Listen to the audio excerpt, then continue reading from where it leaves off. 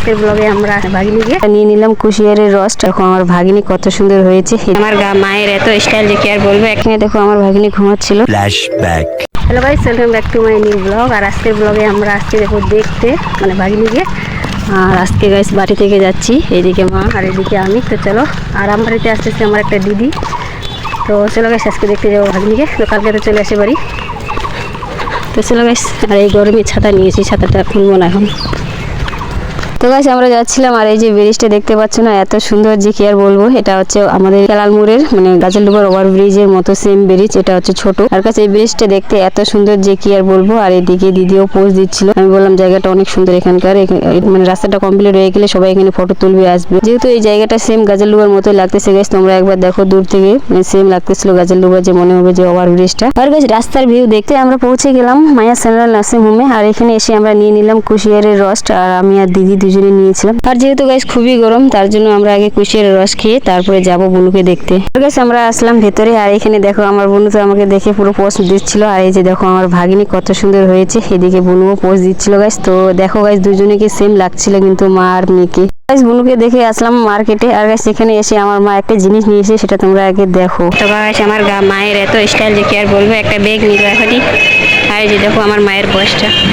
আমার যেহেতু স্টাইল নেই, তার জন্য আমি আমার মাকেও স্টাইল দেখতে পারি না, মা বলছিল। আর গাইস সত্যি বলতে মানে যে ব্যাগটা নিয়েছি না, ওটা একটু স্টাইলিং ব্যাগ। তোমাদেরকে আমি স্ক্রিনে ফটোটা দিয়ে দিচ্ছি, দেখে নাও। আর গাইস মায়ের নেওয়া হয়ে গেছে, এখন নেবে আমার দিদি। গাইস দিদি দেখতেছিল কুর্তিগুলো, এখন কোনটা কুর্তি নেবে সেটা ও দিদি চয়েস করতেছিল। আর এইদিকে মাও চয়েস করছিল যে বাড়িতে আমার দিদির জন্য একটা নেবে বলছিল। তো গাইস এইটা আমার ভালো লাগছিল, এখন কোনটা নেবে সেটা পরে দেখলে বুঝতে পারবো, আগে একটু চয়েস করে নিক তারপরে। আর এই যে দেখো খুব সুন্দরভাবে দোকানে আমাদেরকে বুঝিয়ে দিচ্ছিল এগুলা কাপড় ভালো ব্র্যান্ডেড, মানে তোমরা তো জানোই দোকানিদের কথা। আর এদিকে দিদিও পোজ দিচ্ছিল। গাইস আমার চয়েস শুধু এখানে একটা ব্যাটের দোকান আছে, সেগুলোর দিকে আমার চোখগুলো যায়। আমি গাইস ব্যাটগুলো দেখলাম, তো ওখানে দাম বড় না। তারপরে চলে আসলাম আমরা হোলসেল দোকানে। এখানে সবগুলো শুধু 20 টাকা করে, তার জন্য আমরা 2টা ক্লিপ নিয়ে নিয়েছিলাম, 2টা করে 4টা ক্লিপ দিদি আর আমি। গাইস আমাদের মার্কেট ঘোরা কমপ্লিট, এখন আমরা যাচ্ছি মানে আমাদের নার্সিং হোমে। যেহেতু আমরা নার্সিং হোমে আসি, ওই জায়গায় আমাদেরকে যেতে হবে।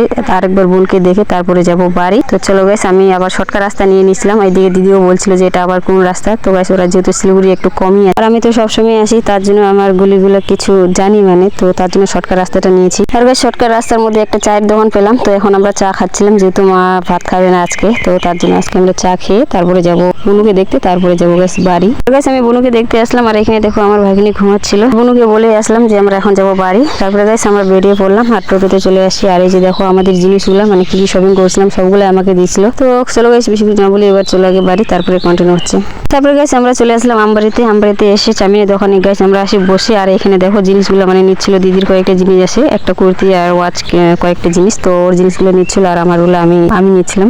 তো চলো গাইস আগে চামিন খেয়ে নিই, তারপরে যাবো বাড়ি। তারপরে গাইস তোমাদের সঙ্গে দেখা হচ্ছে।